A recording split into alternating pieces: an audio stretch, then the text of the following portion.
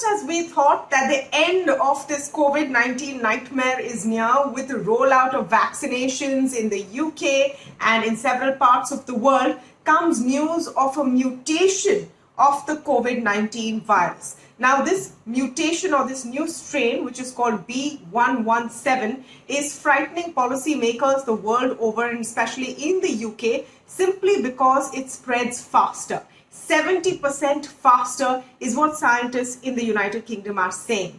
In fact, just as an example, the new strain was sort of discovered in September.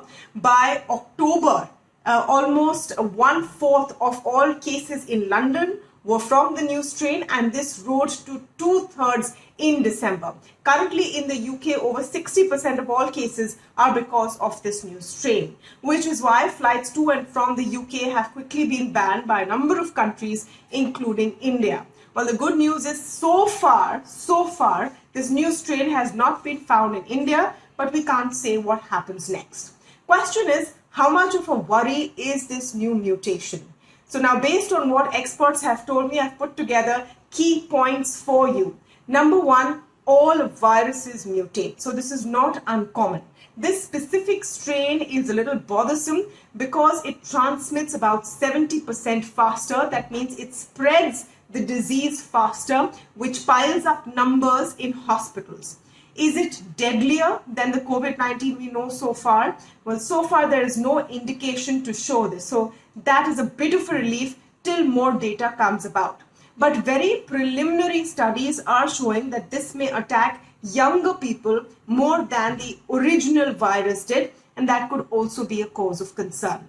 The biggest concern, though, is whether the virus is trying to escape the vaccine. And this happens often with viruses, where they keep mutating and changing in a way to escape any kind of vaccine which is made for it. And remember, we're just about rolling out the vaccinations for the COVID-19.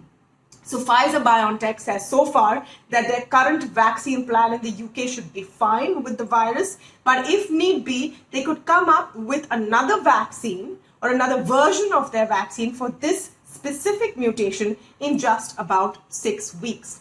That raises questions about how long do these vaccinations really last? Do they give protection for 6 months, for a year? Is it something that people will have to take annually like the flu shot?